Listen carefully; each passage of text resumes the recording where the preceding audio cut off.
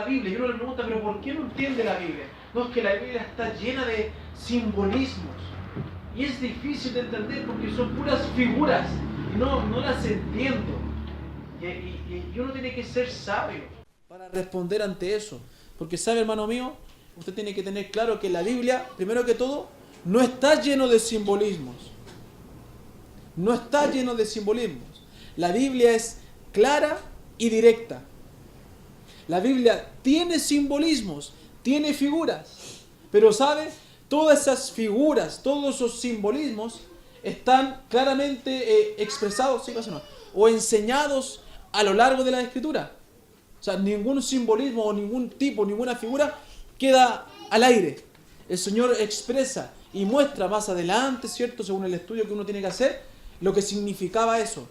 Pero entienda usted hoy, la Biblia está escrita claramente y directamente para que el que le busca al Señor con humildad, con sinceridad, pueda entenderla.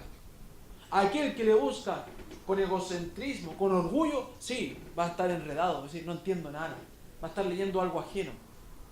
Pero tal vez, aunque sea cierto un perdido, pero busca al Señor y se humilla y quiere que el Señor le hable, va a encontrar algo y va a poder entenderlo. Y no se va a enredar, como dice algunas personas, que como no entienden, dicen que nuestra Biblia es alguna fábula, algún cuento, ¿cierto? Y desacreditan la palabra del Señor. Pero simplemente porque no entienden y tienen su corazón, ¿cierto? Duro. Vamos a tener hartos ejemplos hoy día, prácticos. Más que materia, vamos a ver hartos ejemplos y algunos conceptos, ¿cierto? Por ejemplo, vamos a ir al libro de Mateo. Mateo capítulo 13. Mateo capítulo 13. Versículo 10 al 15. Mateo capítulo 13. Versículo 10 al 15.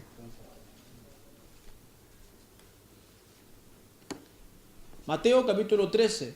Verso 10 al 15. Dice, entonces acercándose los discípulos le dijeron, ¿por qué les hablas por parábolas? Él respondiendo les dijo, porque a vosotros os es dado saber los misterios del reino de los cielos, mas a ellos no les es dado. Porque a cualquiera que tiene se le dará y tendrá más, pero al que no tiene, aún lo que tiene le será quitado. Por eso les hablo por parábolas, porque viendo no ven, y oyendo no oyen, ni entienden.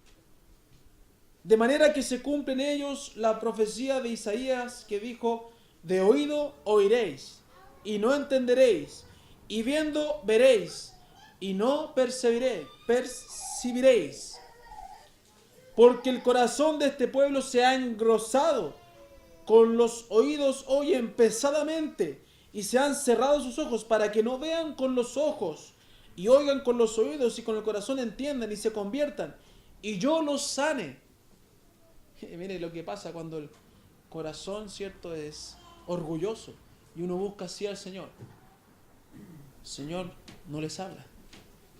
Por eso piensan que, como les dije recién, está lleno de simbolismos. A veces nosotros también no creemos las cosas del Señor como algo literal. ¿Por qué? Porque tenemos orgullo en nuestro corazón y no queremos verlo, lo que dice claramente y directamente, sino que le buscamos, como se dice en buen chileno, la quinta pata al gato. Y decimos, no, en verdad, esto no es para nosotros porque fue así para allá, y no queremos ver que realmente sí es para nosotros, y si lo que dice, lo dice, y lo que quiere decir, es lo que quiere decir la Biblia. No hay más allá. Y inventamos simbolismos y figuras que no existen. Entonces, Cristo por primera vez, si uno estudia, les habla por parábolas a la gente, ¿cierto? Y a sus seguidores. Y los discípulos, al ignorar este nuevo, ¿cierto?, método, ¿cierto?, de predicación o de evangelización, los discípulos estaban desconcertados. Porque como dije, siempre sus mensajes fueron directos y claros. Hasta ese entonces de parte de Cristo. Pero ahora, por las parábolas, ellos estaban desconcertados y le dijeron, y le preguntaron a Jesús, ¿por qué les hablas con parábolas? ¿Por qué? Ellos preguntaron, los discípulos le preguntaron a Jesús, ¿Por qué les hablas con parábolas? Muchos piensan, ¿cierto? Y cuando uno busca la definición en su Biblia de parábola, dicen que son historias, ¿cierto? Verídicas o de situaciones, ¿cómo se llama? Reales, ¿cierto? Para que aprendan. Pero esa definición de parábola no está muy cercana a la realidad. Es un poco así, pero no es tan así. Las parábolas no son para que la gente entienda el mensaje del Señor. Muy por el contrario, las parábolas son verdades bíblicas, sí, basadas en historias de situaciones reales, claramente, para que el hombre pueda entender.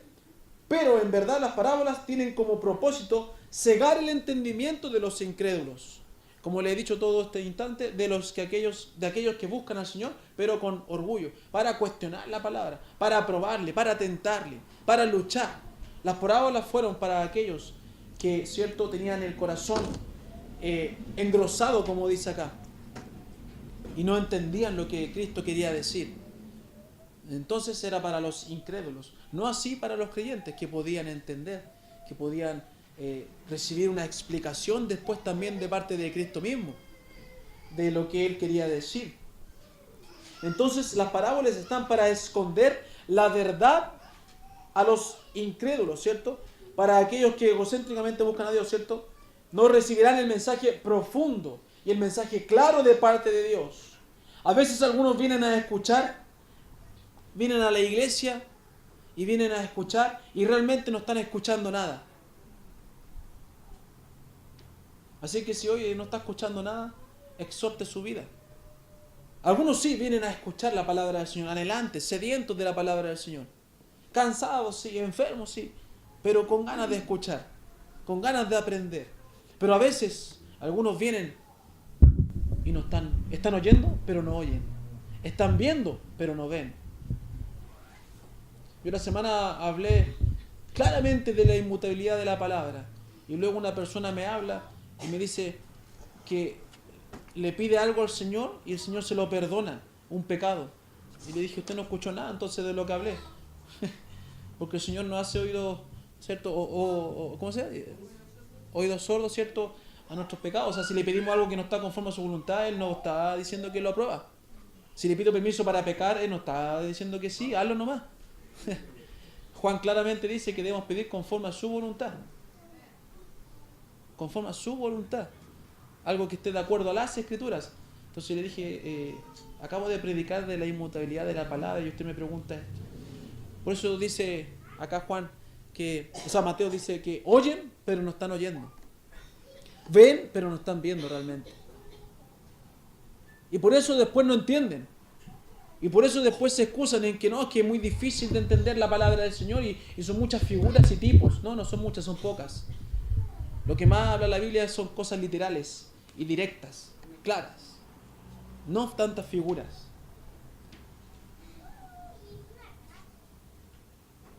Cualquiera que no cree en la Biblia no podrá entender nada. Cada elemento de esta parábola y de otras fueron explicadas por Jesús hasta que sus discípulos fueron creciendo y entendiendo el lenguaje del Señor y ellos mismos fueron entendiendo las parábolas. Ellos mismos fueron aprendiendo y pudieron entender el sentido de lo que Cristo quería decir y pudieron llevarse todo el alimento, todo completito, la porción para sus vidas y aprendizaje. La Biblia dice, como le dije hace un instante, la Biblia dice, hermano, lo que dice. Y grábese esto, no invente cosas. La Biblia dice lo que dice. Y quiere decir lo que quiere decir. ¿Ya? No invente cosas. Porque a veces llegamos a las reuniones, ¿cierto? Y probablemente esto fue para aquellos, o esto fue para esto otro. O no dice esto claramente. Inventamos cosas. Cuando el principio o lo que Dios quiso decir está estipulado a lo largo de las Escrituras. A lo largo de las Escrituras. Este es el problema entonces, porque cuando Dios... este es el problema que se genera en el hombre. ¿Sabe? Cuando Dios habla literalmente, el hombre quiere ver que no está hablando literalmente y ve figuras. Pero cuando Dios habla figurativamente, el hombre dice, no, esto es literal. El hombre lucha con la palabra del Señor constantemente porque somos rebeldes y no queremos obedecer. No podemos seguir luchando. El hombre y algunas religiones también han declarado que la Biblia no es la palabra de Dios 100%. La han dejado de lado. No creen en ella como algo fiel y verdadero. Por lo mismo sus ideales y pensamientos son humanos y torcidos. Porque como dice Mateo, viendo no ven y oyendo no oyen. De hecho hay una Biblia que se llama... ¿te acuerdas, David? La Dios habla hoy. ¿Cierto? Esa es la que... No, entonces no la Dios habla hoy. ¿Cómo se...? Se me olvidó. La Biblia esta que son puras parafraseos. O sea, que la escriben como se entiende. ¿Ah? No, no era NBI. Se me olvidó. No, pero hay una Biblia en sí, que no me acuerdo ahora cómo es.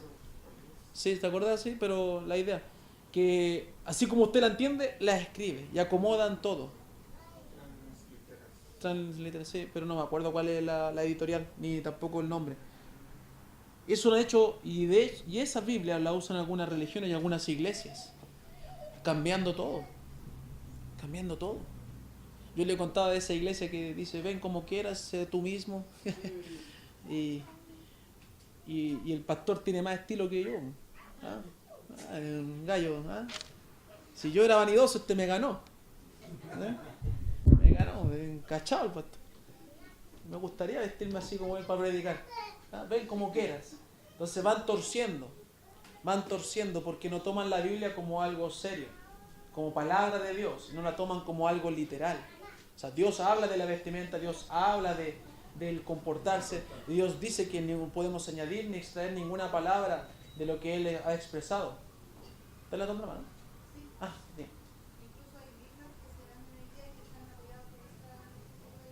Uh-huh.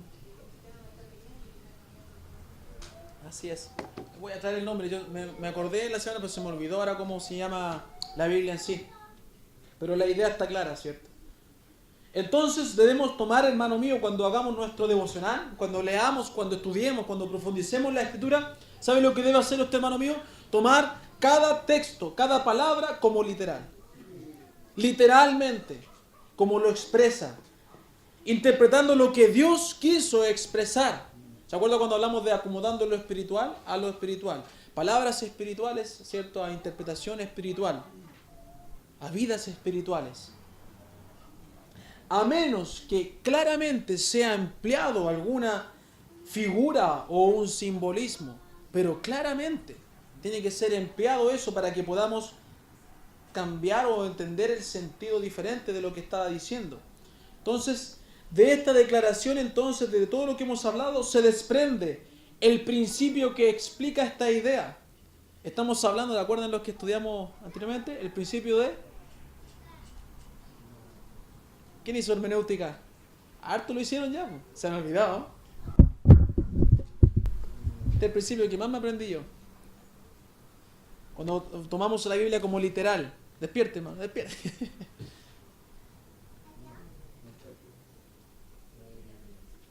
No, ya lo vimos ese ya. Principio de... Acabo de decir que debemos tomar la Biblia literalmente, a menos que involucre algún símbolo o figura. ¿No lo recuerda?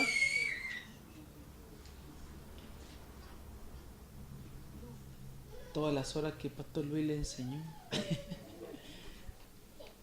Principio de significado. ¿Ah? Están chamullando, normal. Normal o literal. ¿Se acordaron ahora? Los dos vamos a emplear. Normal y natural. Y literal, vamos, porque acá él puso literal, pero nosotros lo conocemos como normal. Lo mismo. Entonces el principio de significado normal. Y este principio declara que, a ver si ahí más los pillo, ¿no? Debemos tomar cada texto o palabra según su significado normal.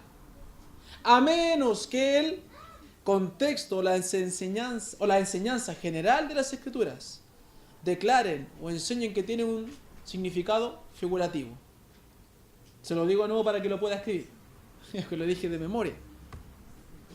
El principio de significado normal declara que debemos tomar cada palabra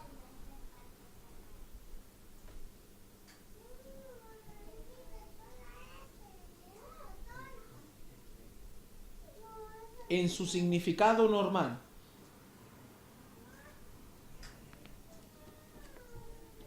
En su significado normal. A menos que el contexto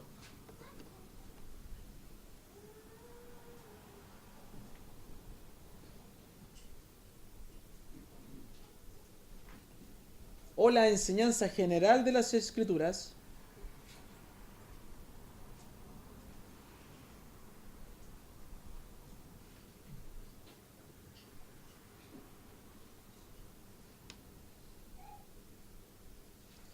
indiquen que el significado es figurativo. Indiquen que el significado es figurativo.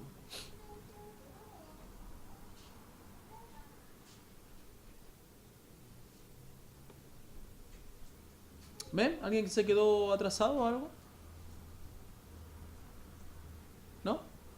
Entonces ahora vamos a aprenderlo. Leámoslo juntos para que se lo entienda. Tal vez no se lo va a poder aprender de memoria, pero lo va a entender. A ver, leamos juntos. Dice, el principio de significado normal. Declara que debemos tomar... A ver, estoy leyendo solo. Ahora sí de nuevo. Principio de significado normal.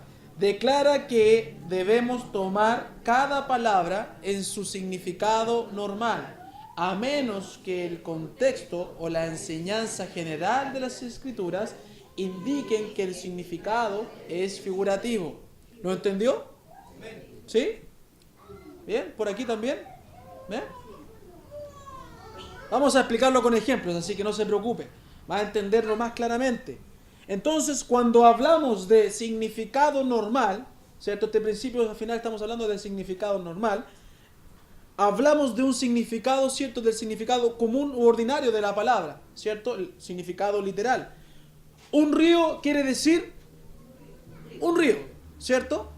Una montaña quiere decir una montaña.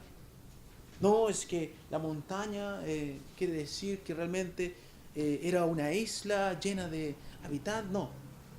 Yo he escuchado decir que cuando decía que Cristo iba al mar, decía que no era el mar, sino que eran las multitudes.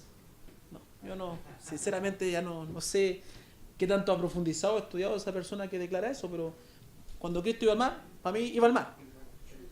¿Ah? Un mar de gente, claro, un mar de gente. O iba a la, claro, de Galilea, dicen, claro. Entonces, está bien, puede que sí, tal vez, hay que estudiar tal vez el idioma original, pero cuando iba al mar, ¿cierto? Vamos a ver más ejemplos. Si leemos Juan capítulo 6, vamos a Juan capítulo 6.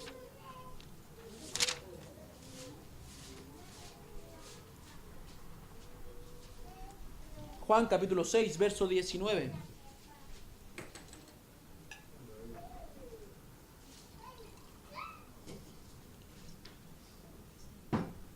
Mano Manuel, por favor. Juan 6, 19. Cuando había remado como 25 o 30 estadios, vieron a Jesús que andaba sobre el mar, y se acercaron a la barca y tuvieron miedo. Amén. ¿Qué quiere decir, hermano Manuel, la palabra mar en este versículo? Mar. Mar. Entonces, si esta persona que dice que el mar era la gente, Pudo andar por el claro, mar. entonces Jesús caminó encima de la gente, los aplastó a todos. Entonces, cuando tomamos la enseñanza literal y aplicamos este principio, dice que Jesús caminó sobre el mar. ¿Qué quiere decir mar? Quiere decir mar. La agüita rica que algunos vamos a ir a ver, ¿cierto? En estas vacaciones, ¿cierto? ¿Ah? ¿Usted ya la probó ya o no? ¿No? Ah, no, fue al mar. Ah, no se bañó. Ah, ya. Pero fue al mar. Lo vio el mar. Estaba llena de gente. Amén. Entonces, debemos tomar este texto según su significado normal o literal. Apliquemos las dos palabras, ¿cierto? Y podemos ver claramente que Jesús caminó sobre el mar. Si decimos que no fue mar, estamos restándole todo lo que Cristo quiso mostrar, como su divinidad. O sea, Cristo caminó sobre el mar. ¿Por qué? Porque Él era Dios y podía hacerlo. Mire, si tomamos esto como figurativo, mire lo que podemos también obviar, ¿cierto? Primero, solo Dios podía caminar sobre el mar. Solo Dios podía calmar las tempestades. Solo Dios podía hacer algo sobrenatural en un hombre que también pudiese caminar sobre el mar, como lo fue Pedro en el pasaje paralelo, ¿cierto? En Mateo. Pero no, realmente no era el mar, era un charco, ¿cierto? Chiquitito que la gente de allá lo usaba, decía que era el mar porque no tenían mar como Bolivia. No. No es así, ¿cierto? Era mar. Y Cristo caminó sobre el mar, porque Cristo era Dios y podía hacer todo eso. Entonces, si interpretamos de otra forma este texto, ¿cierto? Y decimos que el mar realmente no era mar, estaremos desacreditando el milagro y la señal de Jesús. Estaremos negando algo que pasó tal cual está descrito. O sea, yo creo que hasta el que tiene menos comprensión de lectura lo puede leer así, ¿cierto? Estaremos no aprendiendo lo que Cristo quiso mostrar por medio de ese milagro, de esa señal. Entonces la palabra mar literalmente es mar, ¿cierto? Y seguimos aprendiendo del significado normal cuando leemos la Biblia. ¿Qué quiso decir el Señor con esto? Lo que quiso decir, lo que está expresado. Ay, ¿por qué crear un castillo, ¿cierto?, en el aire? De lo que está diciendo literalmente. Sigamos. El significado figurativo de una palabra. ¿Qué quiere decir el significado figurativo de una palabra? ¿Qué se imagina? Con respecto a lo que ya hemos dicho, usted puede sacar una conclusión.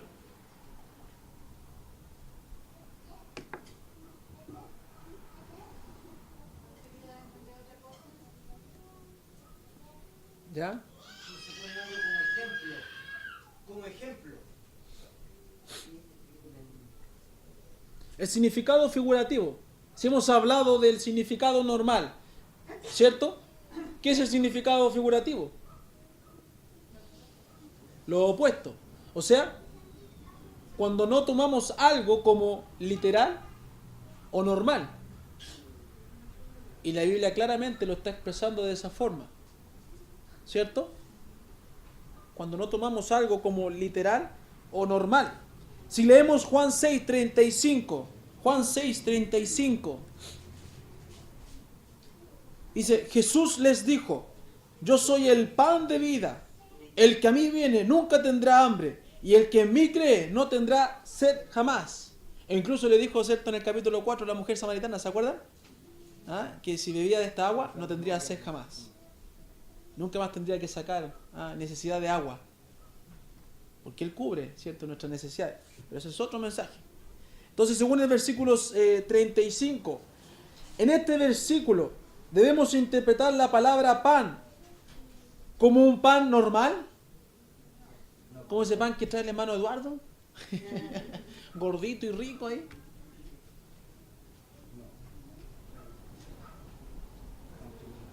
Pero si Jesús dijo, yo soy el pan de vida,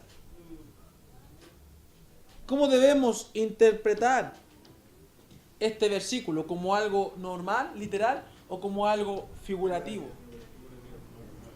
¿Quién dice que normal? Ya, usted, ya. ¿Quién más lo apoya? Está solo hoy día. Se quedó sin pan. Figurativo, ¿cierto? Figurativo. Porque el contexto, ¿se acuerdan la definición?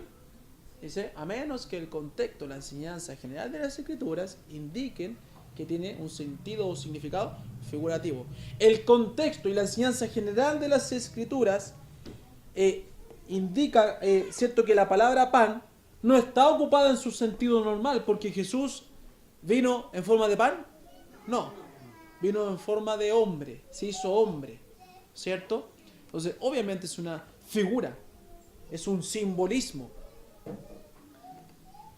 De hecho, cuando Cristo dice, yo soy el pan de vida, se refiere al pan que da vida. Que da vida. Él da la vida. Por medio de Él se consigue la vida, ¿cierto? La vida eterna. El maná, ¿cierto?, satisfizo las necesidades del pueblo de Israel y los alimentó y satisfizo sus necesidades físicas, ¿cierto? Y acá Él está diciendo, así como Dios alimentó al pueblo de Israel con el maná, yo soy el pan ahora. Yo soy el pan que puede satisfacer las necesidades espirituales del hombre. ¿Y el maná estuvo siempre con el pueblo de Israel? No, fue por un tiempo.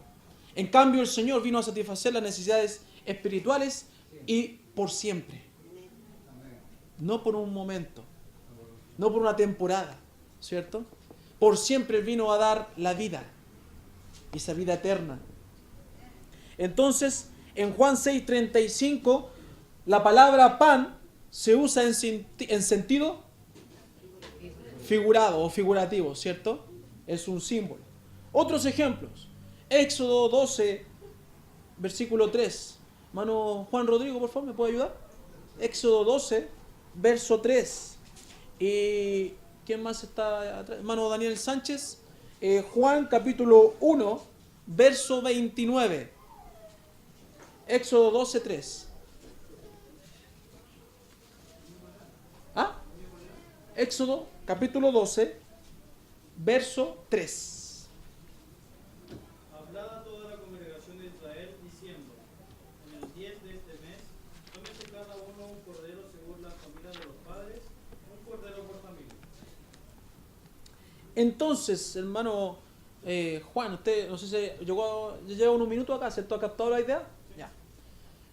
Cuando en Éxodo 12, ¿cómo debemos tomar la palabra cordero? ¿En sentido normal o sentido figurativo? ¿Sentido normal, dicen todos? ¿Cómo están las apuestas? No. ¿Alguien dice figurativo? ¿No? Nadie se atreve. ¿Mano Eduardo? No. Está contrario hoy día. Su significado, cierto, es normal. Cada familia, cierto, en ese instante debía tomar, en el día 10, cierto, del mes, debía tomar un cordero. Y esperaba hasta el día 14 para sacrificarlo o matarlo, cierto. Como dice el verso 6. ¿Qué dice el verso 6? Dice, cierto, y lo guardaréis hasta el día 14 de este mes y lo inmolará toda la congregación del pueblo de Israel entre las 2 tardes. La palabra empleada para cordero podía aludir a una oveja joven o a un cabrito, ¿cierto? El verso 5 dice que podían tomar de una oveja o de la cabra, ¿cierto? De las cabras, sin defectos. Literalmente entonces era un animal. Literalmente, ¿por qué? Porque el contexto lo enseña. Y también nosotros que conocemos, ¿cierto?, cómo se sacrificaba y todo lo que involucraba el sacrificio, sabemos que la enseñanza general de la Escritura nos enseña que sacrificaban corderos, ¿cierto? O cabritos jóvenes sin manchas, sin defectos, ¿cierto? Durante casi toda la historia del pueblo de Israel. Se hacía eso para perdón de los pecados. Entonces, tomamos, ¿cierto?, la palabra cordero en su significado literal. Era un animal, ¿cierto?, que Dios mandó a sacrificar. Le dijo al Señor, quiero que tomen este animal y lo sacrifiquen, ¿cierto? Y que con su sangre pinten los postes y el dintel. Quiero que hagan eso. Que no lo hace, ¿cierto?, va a sufrir las consecuencias de la muerte de los primogénitos, ¿cierto? Pero si leemos Juan capítulo 1, verso 29. Mano Daniel Sánchez, por favor. El siguiente día vio Juan a Jesús que venía a él y dijo, he aquí el Cordero de Dios que quita el pecado del mundo. Gracias, hermano. ¿En qué sentido se debe tomar este texto? La palabra cordero. Pero si Juan dijo, he aquí el cordero, ahí viene el cordero de Dios. ¿No? ¿Nadie me apoya? No me apoya. Le dijo el pastor Marco que deben apoyar a su pastor. Los retó el domingo. ¿Ah? Los retó, fueron retados. Les voy a llamar a Perú. Entonces, ¿cierto? ¿En qué sentido debemos tomar la palabra cordero en Juan 1.29? se debe tomar en sentido figurativo, obviamente. Cada mañana y tarde se sacrificaba un cordero en el templo por los pecados del pueblo. ¿Todavía está en Éxodo? Léame el capítulo 29, ¿cierto? Verso 38 en adelante, hasta que le diga ahí, a máximo el 42. Éxodo 29, 38 al 42.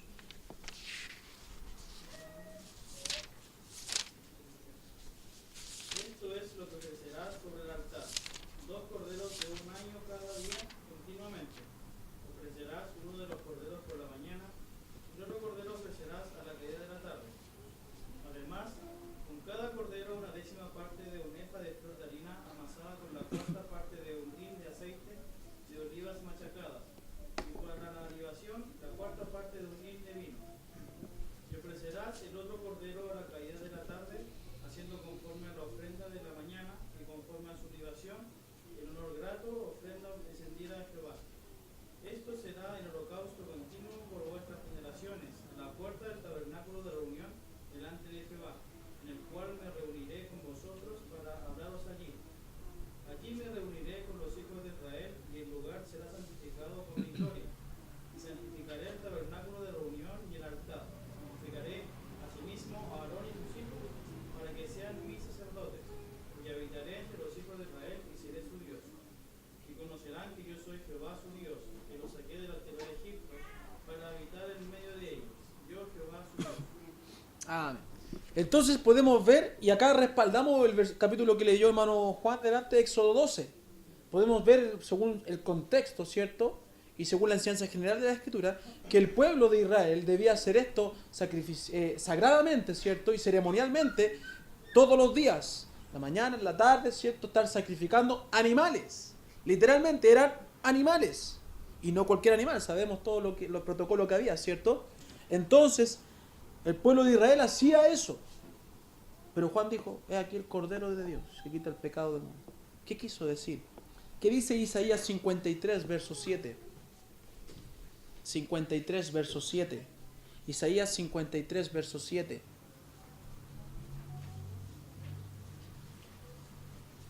¿Llegó a Isaías 53? Dice, angustiado él y afligido, no abrió su boca. Mire, tome atención. ¿Qué dice ahí? Como cordero fue llevado al matadero, y como oveja delante de sus trasquiladores enmudeció y no abrió su boca. ¿De quién estaba hablando ahí? De Jesús, del Mesías, del que Juan el Bautista dijo, he aquí el Cordero de Dios que quita el pecado del mundo. Pero Juan conocía las Escrituras porque le había sido revelado. Y conocía la enseñanza general, conocía el contexto, sabía que era como cordero, como un cordero. Por eso podemos decir que Juan 1.29, aparte de que por la lógica Cristo no era un cordero, era un hombre, pero por las Escrituras, ¿cierto? Se respalda que dice como cordero. Y aún hay más pasajes que vamos a leer. ¿Dónde quedamos? En Isaías. Entonces profetizó que el Mesías, el siervo de Dios, sería ofrecido como un cordero. Para pagar la culpa por el pecado tenía que entregarse una vida, ¿cierto? Y Dios quiso darse a sí mismo en sacrificio, ¿cierto? Dios Hijo. Los pecados del mundo fueron perdonados cuando Jesús murió en sacrificio perfecto y completo. Ahí fueron pagados, ¿cierto? Y justificados los pecados del mundo. De esta manera entonces es posible el perdón de nuestros pecados. ¿Qué dice 1 Corintios 5.7? 1 Corintios 5.7. Hermano Juan Sebastián Painel, por favor. Convirtió pues de la vieja levadura, que para que seáis nueva masa, sin levadura como sois, porque nuestra Pascua, que es Cristo, ya fue sacrificada por nosotros. Leímos Éxodo 2 hablando de la Pascua. Estamos leyendo Corintios. La enseñanza general nos enseña que Cristo fue el Cordero. Y ahí no hubo más sacrificios, ¿cierto? Sabemos que no hubo más sacrificios de animales, porque Cristo ya pagó el precio por los pecados en la cruz, con su sangre y su cuerpo. Entonces, cuando Juan dice el Cordero de Dios que quita el pecado del mundo, significa el pecado de todos, el de cada individuo. Jesús pagó el precio de nuestro pecado con la muerte en la cruz. Así como en Israel la sangre, ¿cierto?, en los postes y en el dintel los libraría, ¿cierto?, del juicio que vendría, la muerte física para aquellos que no obedecían. Asimismo, la sangre en la cruz nos libra del juicio de la muerte por nuestro pecado, por nuestra condición en que nacemos, por la condición en que estamos espiritualmente sentenciados. Su sangre nos libra, pero solamente está a disposición, pero para aquellos que creen y se arrepienten pueden alcanzar, ¿cierto?, esa justificación. Pero Cristo murió por todos, el mundo. Y aquí el Cordero que quita el pecado de todo el mundo. Hay dos cosas entonces que nos ayudan a entender el sentido que se debe tomar en cada palabra. Y dijimos cuál era la definición de significado normal, ¿cierto? Ahí aparecen dos cosas que nos ayudan a entender el sentido de la palabra. ¿Cuáles son?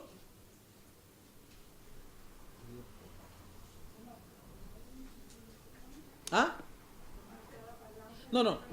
Hay dos cosas que nos ayudan a entender el sentido de las palabras. Y cuando definimos significado normal, las colocamos ahí en la definición. Contexto y la enseñanza general. Contexto, ¿cierto?, lo hemos estudiado, son los versículos que están antes y después del texto o de la palabra que estaba, ¿cierto?, estudiándose. Y la enseñanza general de las Escrituras, ¿cierto?, es cualquier enseñanza que se encuentra claramente expresada o presentada en varios pasajes a través de toda la Biblia. También tiene que ver con lo que vimos anteriormente, ¿cierto?, la constancia, la consistencia de la palabra de Dios y su inmutabilidad, lo que vimos la vez pasada. Por ejemplo, cuando enseñamos acerca de María, ¿cierto?, la gente nos pregunta acerca de María, la madre de Jesús. Nosotros decimos que no debemos adorarla, ¿cierto? ¿Por qué? Porque la enseñanza general de las Escrituras nos enseña a quién debemos adorar. Amén. Y eso es a Dios, ¿cierto? Tampoco, como vimos en el principio anterior, ¿cierto?, la semana anterior, enseñamos, como sí lo hacen algunas sectas, que enseñan que deben seguir o dejarse aconsejar y guiar por el camino de Satanás. ¿Por qué? Porque la enseñanza general de las Escrituras nos enseña que Satanás quiere destruir la vida de la persona. Y para eso le miente, engaña, ciega, guía hacia la persona a lo incorrecto, a la persona a que se aleje del Señor. Entonces nuestra enseñanza general de las Escrituras nos enseña que Satanás no es bueno. ¿Me entiende? Y eso lo vemos, ¿cómo se puede decir? Son tips que nos ayudan a entender lo que Dios quiere decir en la Escritura, ¿cierto? Entonces, el contexto y la enseñanza general de las Escrituras son dos cosas que nos ayudan a entender el sentido de las palabras, ¿ya? El contexto y la enseñanza general de las Escrituras son dos cosas, o técnicas, digamos así, que nos ayudan a entender el sentido de lo que Dios quiere decir. Porque Dios no cambia, Dios no miente, no es hombre para que mienta. Y eso lo podemos ver en el contexto o en la enseñanza general de las Escrituras.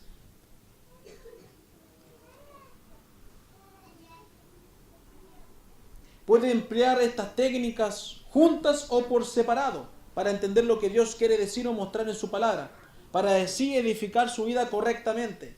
Entonces, si el contexto, la enseñanza general de las Escrituras nos indican que una palabra no es figurativa, debemos tomar el texto o la palabra en su significado normal o literal, ¿cierto?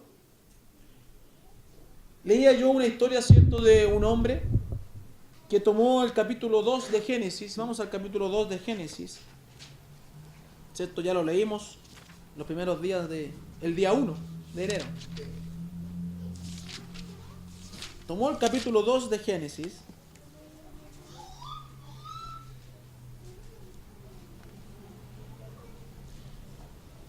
y leyó desde el versículo 10 y enseñó desde el versículo 10 al 14, que dice: Y salía de Edén un río para regar el huerto, y de allí se repartían 4 brazos. El nombre del uno era Pisón, este es el que rodea toda la tierra de Ávila, donde hay oro, y el oro de aquella tierra es bueno. Hay allí también bedelio y ónice. El nombre del segundo río es Gihón, o Gijón, como me gusta decir a mí.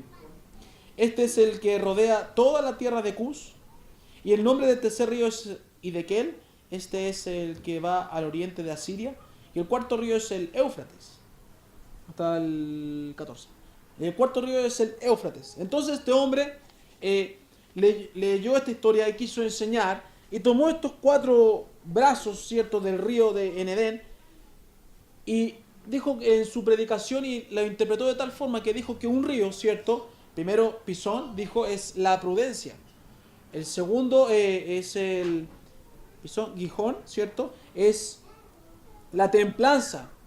Dijo que el tercero, Hidekel, es la justicia. Y el cuarto, que es el Éufrates, sería el valor. Y predicó y hizo un sermón de esto. Este hombre, ¿cierto?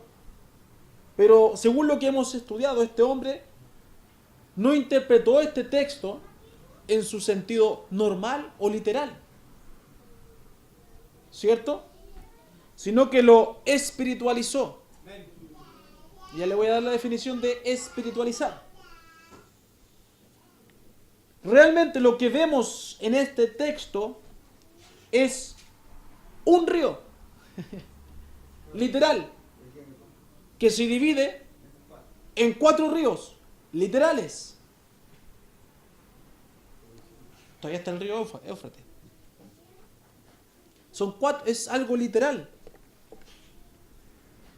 Son físicos, ¿cierto? Literales. Dios hizo un gran río para regar el huerto de Edén. Preparó con sumo cuidado el lugar donde iban a habitar su pueblo. Estos 4 ríos, ¿cierto?, que se desprendían, eran ríos. Perdón.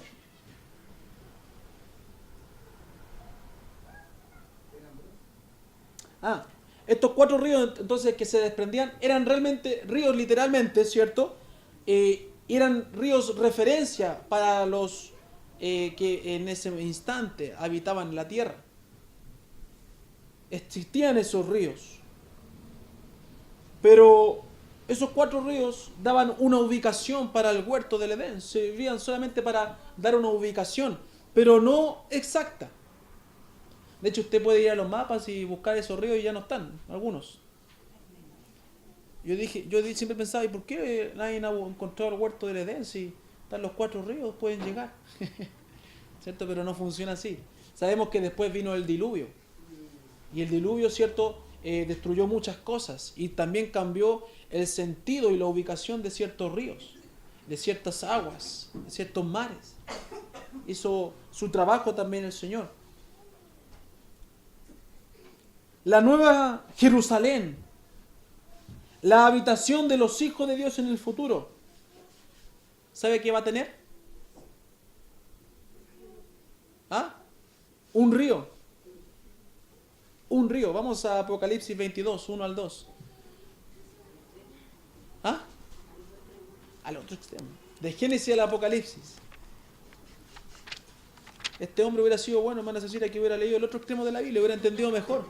En vez de inventar la prudencia, el valor y todas esas cosas. ¿Cierto? Apocalipsis 22, dije, ¿cierto? Versículo 1 y 2. Después, dice, me mostró un río limpio de agua de vida. Está hablando en el contexto de la Nueva Jerusalén, desde el versículo 9 del capítulo 21. Después me mostró un río limpio de agua de vida, resplandeciente como cristal, que salía del trono de Dios y del Cordero. Y mire, en medio de la calle de la ciudad y a otro lado del río estaba, ¿qué estaba? El árbol de la vida. ¿Qué estaba en medio del Edén? El árbol de la vida. Miren. Que produce 12 frutos, dando cada mes su fruto, y las hojas del árbol eran para la sanidad de las naciones. Conclusiones como estas sí se pueden analizar y entender. Pero cualquier otra cosa, como el ejemplo que le di hace un instante, es un invento Y es algo espiritualizado. O sea, si yo quiero decir, ya, mire, esos ríos, o ese río que estaba en Edén, es figura tal vez de lo que va a ocurrir en la Nueva Jerusalén, es un símbolo de lo que va a ocurrir, puede estar más cercano de la realidad. Pero a pesar de todo, usted tiene que verlo como literal. Había un río que se desprendía en 4 ríos más.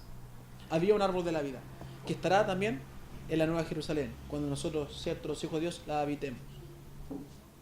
Es simple como eso, pero inventar algo es espiritualizar. Es decir, algo que Dios no quiso decir en ningún momento. Y que en el contexto y que en la enseñanza general de las Escrituras nunca lo ha dicho.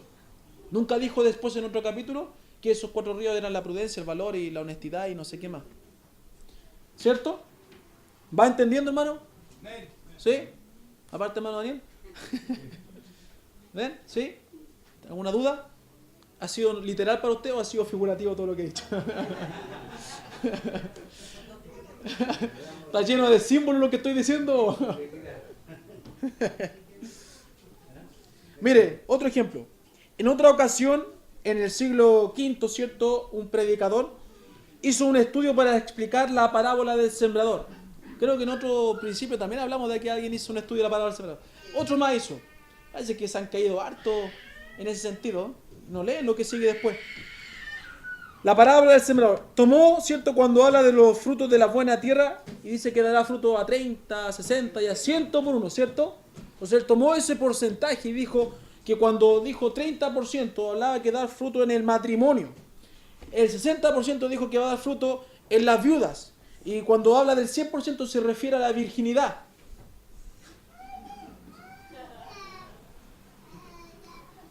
Bueno, cuando yo predique eso, usted levante la mano y dígame, pastor, deje que otro predique. ¿Ya? Avergüénceme nomás, sinceramente. No, sinceramente. Porque podemos cometer esos errores. De espiritualizar. ¿Por qué? Porque nos enorgullecemos. Nos ponemos soberbios y empezamos a ver puras figuras en la Biblia. Y queremos destacar y sobresalir.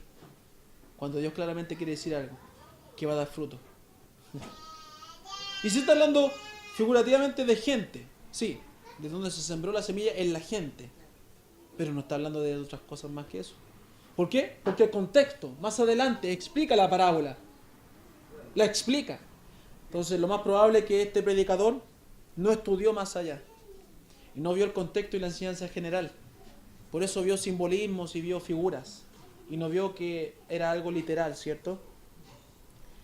Ejemplos como estos nos muestran la importancia de aplicar la palabra de Dios según su significado normal o literal. Nos reímos de estos ejemplos, pero ¿sabe? Más de alguna vez usted haya visto algo figurativo donde no lo hay.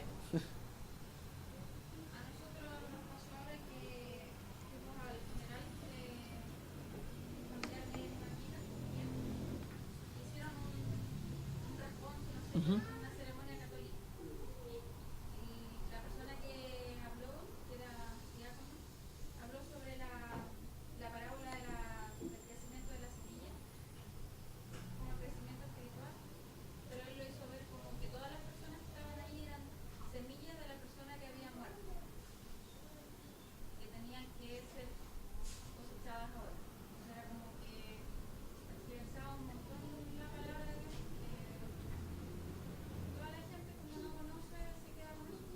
Exacto, porque obvia que dice que la semilla es la palabra, el sembrador, ¿cierto? Es uno, ahí en ese caso era Cristo, salió a sembrar la palabra.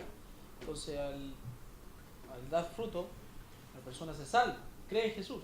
Ahora, si todos eran salvos, eran sus semillas. Ahora, si no habían salvo ahí, no era ninguna semilla de nada. Y estaba espiritualizando algo que claramente no lo dice, y aprovechándose para decir algo lindo. Semilla del grano de mostaza. Yo creo que la del sembrador era. Porque ahí mismo se explica después la palabra Sí, del sembrador. ¿era la del sembrador o no? Yo creo que era eso, ¿no? ¿Cierto? No, la de Marcos, el crecimiento de la semilla. Ah, del crecimiento de la semilla. Ah, no la tengo en mente esa. Está antes de la semilla de mostaza. Ah, El ya. crecimiento espiritual. Ah, ya, yo pensé que estaba hablando de la misma. Bueno, pero igual, figurativa. Exagerada la cosa. Sí, uno es fruto cuando la persona conoce, siembra la palabra y la persona acepta. Claro, pueden ser frutos, pero que cayeron junto al camino. El pino, ¿cierto? Y no creyeron, al final se van. Pero los frutos verdaderos, los de la buena tierra, son las personas que permanecen en los caminos del Señor y ellos mismos dan fruto, ¿cierto? Siguen dando fruto. Bien, sigamos entonces, ¿dónde quedé? Entonces, ejemplos como estos nos muestran la importancia de aplicar la palabra de Dios según su significado normal o literal. Empezar a rebuscar conceptos nos lleva a espiritualizar las Escrituras. Empezar a rebuscar conceptos nos lleva a espiritualizar las Escrituras. Yo pensaba, como está tan presente este tema de la doctrina y la salvación, ¿cierto? Empezar a rebuscar y decir, no, es que Cristo nos vino a morir por todo, porque cuando dice todo, dice algunos, es espiritualizar las Escrituras. Porque claramente la enseñanza general y el contexto dice que Cristo vino a morir por el mundo, por todos. Es aquí el Cordero que quita el pecado del mundo. No, es que mundo no es mundo. Mundo son algunos. Eso es porque le hace falta un curso rápido de hermenéutica. Para que aprender a interpretar bien las Escrituras. Es enredado. ¿Cómo va a saber usted cuando realmente dice todos y todos no es todos y todos son algunos? ¿Cómo voy a saber yo eso en la palabra del Señor? Entonces se le hace más difícil la palabra y ahí ve figuras y simbolismos. No, es que cuando Dios no habla de todo, oh, chuta, está hablando de todo, ¿no? ¿Y todos pecaron o no todos pecaron? Y están destituidos del reino de los cielos. Si empezamos a rebuscar cosas, se producen estas enseñanzas, ¿cierto? Y falsas doctrinas. ¿Se fija? ¿Se fija? Es así la situación. Entonces, cuando hablamos de espiritualizar, esto quiere decir darle un significado figurativo a una palabra o texto cuya interpretación debe ser tomada en un sentido normal. Eso es espiritualizar. Es darle un sentido figurativo a algo que tiene un sentido normal y está claramente expresado en las Escrituras. Cristo vino a este mundo a morir por todos en la cruz. Cristo limpia y quita el pecado de todos. Lo contrario es espiritualizar, es darle un sentido figurativo. La Biblia entonces, como le dije hace un instante, al principio, la Biblia, hermano, y grábese esta frase, dice lo que dice y quiere decir lo que quiere decir. ¿Ok? La Biblia dice lo que dice y quiere decir lo que quiere decir. Lo único que debe hacer usted, hermano mío, es creer lo que dice. ¿Enredé? ¿Le enredé? Es un juego de palabras, pero es importante. La Biblia dice lo que dice y quiere decir lo que quiere decir. Lo único que debes hacer tú, hermano mío, es creer lo que dice. Cuando yo no creo lo que dice, empiezo a espiritualizar. Empiezo a inventar cosas para justificar mis ideas humanas. Torcí la palabra del Señor. Y también estudiamos lo que era torcer. Entonces, conmigo, el principio de significado normal declara, leámoslo, el principio de significado normal declara que debemos tomar cada palabra en su significado normal, a menos que el contexto o la enseñanza general de las Escrituras indiquen que tiene un sentido o significado figurativo. ¿Ven? ¿Le quedó claro? ¿Sí? Ven. Vamos a orar al Señor y hemos terminado otro principio más que nos ayuda a entender e interpretar las Escrituras como Dios quiere que las entendamos. Principio de significado normal. Así que cuando lea algo no invente cosas. A veces queremos lucirnos con cosas e inventamos cosas. El otro día íbamos con los predicadores compartiendo enseñanza. Mira lo que hay acá. Estamos chamullando mucho, dijimos. Nos reímos, pero igual aprendimos cosas. ¿Leyó lo de Noé? Lo del arca lo leyó. Eso no es figurativo. Eso es, o sea, es figura, pero es permitida, porque muestra lo que Dios hizo, ¿cierto? Lo que hizo con Noé y lo que hizo Cristo en la cruz. Eso no es espiritualizar, porque el idioma, ¿cierto?, lo corrobora. Si el idioma no hubiera corroborado lo que yo le mandé, ¿se acuerda? Yo estaría inventando algo, estaría chamullando algo, porque no es lo que quiso decir el Señor. Pero gracias a los estudiosos y a los libros y a las informaciones que llegan, uno puede ver que con Noé, Dios quiso mostrar algo que lo mostró nuevamente con Cristo. Y recuerda que Cristo está a lo largo de toda la Escritura, ¿cierto? La Biblia es cristocéntrica. ¿Ven? Oremos al Señor.